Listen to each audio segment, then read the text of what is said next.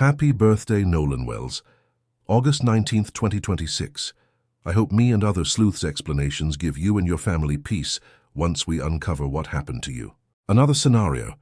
Nolan was approaching the boat and they accidentally accelerated. Rapid acceleration with bad trim causes the exact bilge flooding crisis they described. If that sudden burst of throttle happened while Nolan was still swimming in the water near or behind the vessel, the resulting prop turbulence, wake, and internal panic would explain both how the bilge got swamped and how a swimmer in the water vanished unnoticed in the chaos. You don't take off if you're taking on water. Boat wasn't having a bilge pump or bilge pump issue. It says verbatim, we have an issue where we have finally trimmed down the boat and got it on the right plane. That they all moved to one side of the boat. When you trim down the motor to get it on the right plane, that means that you drop the bow. This is how you are supposed to get the actual boat from being completely still to an accelerated speed fast. That they left the trim down when trying to accelerate off the island at a very fast speed, and this is what blew the bilge pump. If the trim is not up when you try to take down, it causes water to back up in the bilge. The trim is left up, the bow shoots high into the air during acceleration, forcing all loose bilge water to rush to the very back of the hull. This is why they all tried to do the emergency mover where they move forward. And we planed off. We moved all the way to the front of the boat so we could plane off. This traps water in the boat and specifically at the bilge pump. Did an emergency remover that everyone knows about, and this fucked up the bilge pump and it started to take on water. Bilge pump wasn't an issue until they made it a quarter mile offshore, like he said, at 40 miles per hour, because they didn't take the emergency brake, and the maneuver that they used to try to get the bow back up fucked everything up on the boat. I mean, the motor would trim down. So then eventually, and the motor wouldn't trim down. And so eventually we figured out if you held the manual trim on the motor will stay in the water even when you start to accelerate. Because when my buddy would put the boat in gear and forward, the motor would come right back up. Question is, what type of panic or event ensued that y'all were moving so fast? The boys who've known boats since they were children. Was an experienced boater, which these kids are. They go to the island all the time. They fish all the time. They're around boats. That y'all forgot to do the simplest thing when trying to accelerate from a stop on a boat that everyone knows when you're speeding, like they said, at 40 miles per hour. Something happened to cause enough chaos for them to fuck that up, is my point. The sequence of events under my main theory. The call to Nolan and the swim. Nolan is on a boat closer in with Katie. The boys shout for him to get on board because they are leaving. Nolan tells Katie he is heading over to his ride, hops into the water, and begins swimming across the gap. There was boats lined up all the way down the island. And there was rows. There was a first row, there's a second row. We were in the third row where it drops off. And then there was even boats in front of us. So, I mean, it goes from about waist deep water right there to neck deep, and then it drops from neck deep all the way to like 17, 20 foot. I mean, we weren't even a quarter mile out the island and when we were leaving, and I mean, it was 30 foot of water. The abrupt throttle.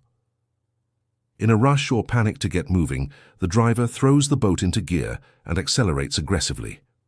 This happens before Nolan is safely on board or while he is swimming near the stern and propellers. Hydrodynamic swamping and wake.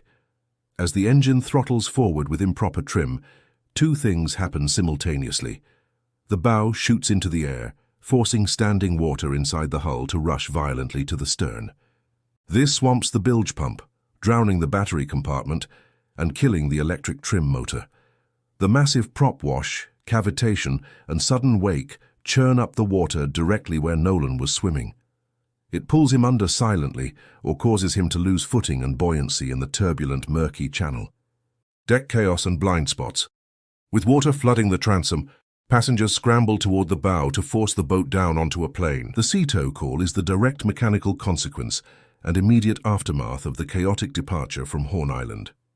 According to my theory, shortly before the call, the boat accidentally accelerated. Nolan was caught up in the wake and drowned. That sequence fits the timeline precisely. The physical event in the water and the sea tow call are separated by only a matter of minutes. To connect you.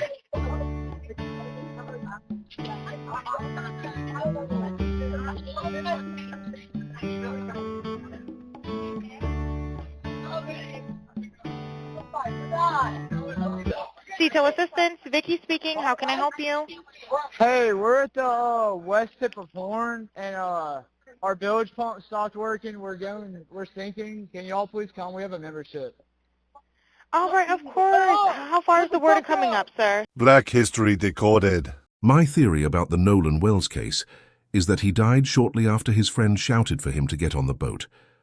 Nolan was sitting by the boat with that Katie girl, and my buddy yelled for Nolan, get on the boat. We're leaving. Like Warren said, Katie is a witness to one of them yelling at Nolan to get on the boat. Nolan made a decision to stay out on the island. And like he said, how many people heard that? Were there just at least just a 5 few, or? Everyone that was on our boat right there. The yelling is significant. On a July 4th holiday, Horn Island is packed with thousands of people, music playing from boat speakers, running boat engines and crashing waves. You don't just whisper or naturally talk across that kind of distance. You have to scream at the top of your lungs to be heard. If the boys were out near or on the boat shouting at Nolan to come on, they were at a significant distance. To hear them, Nolan had to be within earshot, and for the boys to know why he wasn't coming, Nolan would have had to yell back a clear response like, "I'm staying," or "Go ahead without me. I am staying with Katie." According to Katie, that never happened. He would literally have to yell back his intentions. That wasn't done because Katie thought he was going back to the boat. So Nolan's response was to go back to the boat. Remember, it's not in Nolan's character to leave the group. His parents and close friends can testify to that. Warren. So this is 11:07. That's per my cell phone records. So I answered the phone. He's like, "Hey, Miss Christine, have you seen or talked to Nolan?" I said, "No. Why? He should be with you guys." And he said, "Oh, no, well, when we went to the island, there was a girl named Katie that he met, and he had decided to stay behind." And I said, "What?" Because we know our child. And Nolan isn't one to be like, "Oh, well, I'm just going to throw caution to the wind, and I'm going to stay here with this girl that I just met." Well, the first inconsistency was you called me and tell me my son stayed on the island to talk to a girl. My son would never do that. That's not in his character. I didn't raise none of my kids to do that. The second thing is, you say he doesn't have his phone. He doesn't leave his phone. 3 boats of his friends and acquaintances, 3 boats left. So who was Nolan supposed to get a ride back with? A bunch of randos or other friends? And where are those friends? It is a fact that he didn't stay with Katie. The next day, everybody was panicking and everybody's texting Katie, because she was obviously seen with Nolan the whole day at the island. Katie sent a message to my buddy the next day and said, this is the last time I saw him, he's really sweet. But she also mentioned that the last time she saw Nolan was when my buddy was yelling at him to get on the boat. And she was right there to see that Nolan decided not to. So who was he hanging around after they left? No, he went back to the boat after being summoned. Apparently the boat was 3 rows out. This typically puts the boat 200 to 300 plus feet off the shoreline, about the length of an entire football field. From my understanding, Nolan was on another boat not at the shoreline. If Nolan was on a boat nearby with Katie, his friends shouting across a short gap of water to tell him, "Hey, we're pulling anchor and leaving," is completely believable. Nolan telling Katie on that boat, "All right, my ride is leaving, I'm heading over to them," explains why Katie was under the firm impression that Nolan was returning to his group. To her, he was literally hopping off or stepping away to go to his ride. The swim.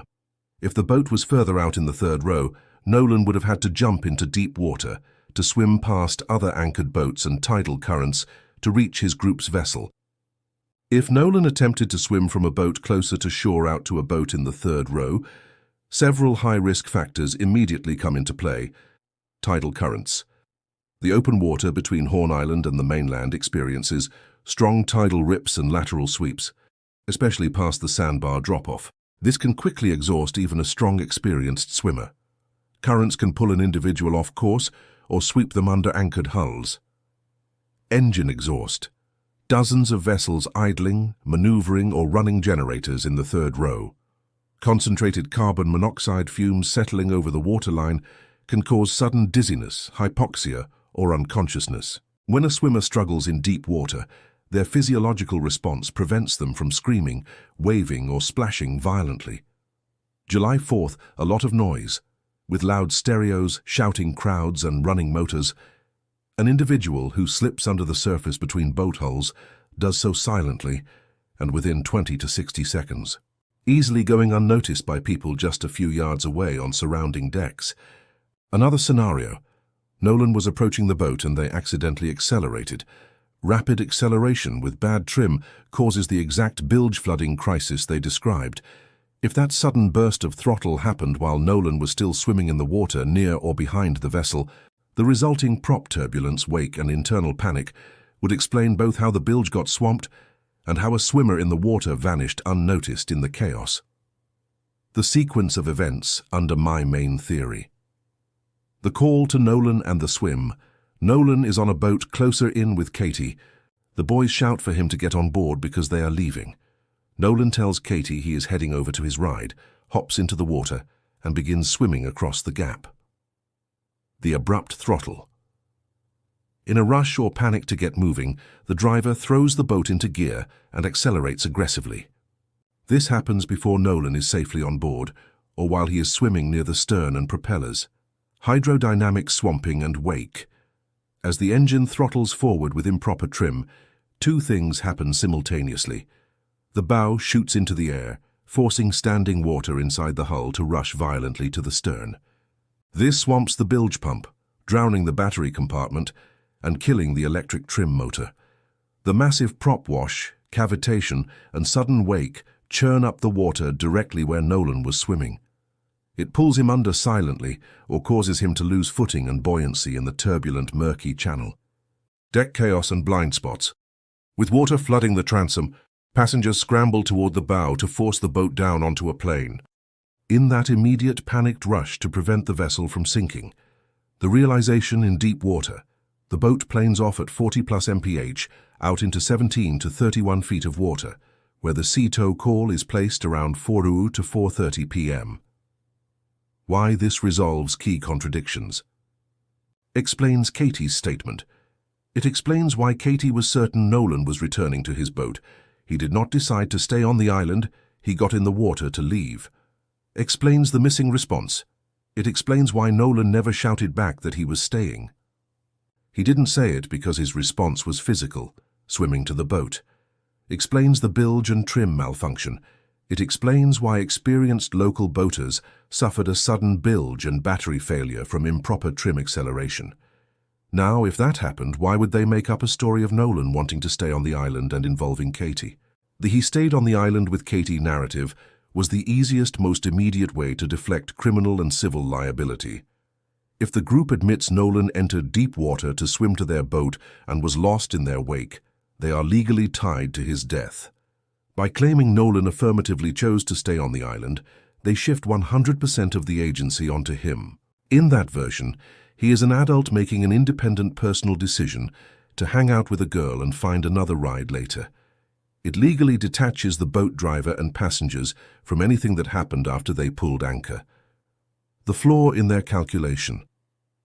What they didn't count on was that Katie would be located and interviewed independently by investigators and civil rights attorneys like Ben Crump's team, and directly state under record, Nolan told her he was leaving to get on his boat. When people construct a quick explanation in a crisis, they often don't anticipate that investigators and attorneys will conduct detailed, independent interviews. Attorneys like Ben Crump will conduct detailed, independent interviews with every individual named. Mentioning Katie seemed like an easy way to give Nolan a plausible reason to stay behind, without realizing her actual statement would directly contradict theirs. Risky explanation, right? Well, this is where race and privilege come into play. Nolan black. The rest of the group are white, and it is Ocean Springs, Mississippi. In towns like Ocean Springs, the social capital of well-established, affluent local families carries immense weight with local institutions. The upstanding kids default. When a group of young men from prominent local backgrounds give a unified statement, especially when framed around everyday recreational boating, local authorities frequently default to treating them as cooperative witnesses rather than potential suspects in a negligent homicide or cover-up. The dismissal of grieving families. Historically, when black families raise red flags, demand deeper forensic scrutiny, or point out contradictions in official narratives, their concerns are often minimized by local law enforcement as emotional grief, denial of an accidental drowning, or stirring up trouble. So if Ben Crump didn't get involved, most likely we would not hear about this story and they would have closed the case. Without outside pressure, cases with powerful local dynamics and complex physical environments often follow a path of least resistance toward being closed quietly. If a group of well-connected local kids gives a unified story that he decided to stay behind, accepting that narrative allows local investigators to close the file without having to initiate complex manslaughter or obstruction probes against local families. Retaining high-profile legal representation completely alters the institutional math for local officials. That is why they hate Ben Crump and Al Sharpton. Remember, blacks had to demand civil rights from white America. 90% of Americans identified as Christian in the 60s and decades before that, 1,000+ years, not to understand the teachings of Jesus Christ. So when you hear MAGA, that means before the civil rights movement. That is when America was great, before the civil rights movement. They are chipping away at the civil rights movement as we speak, but I guarantee you there's going to be another civil rights movement because of MAGA, and that will be their undoing. Like, share, subscribe, make a comment, and have a blessed day. Thanks for watching.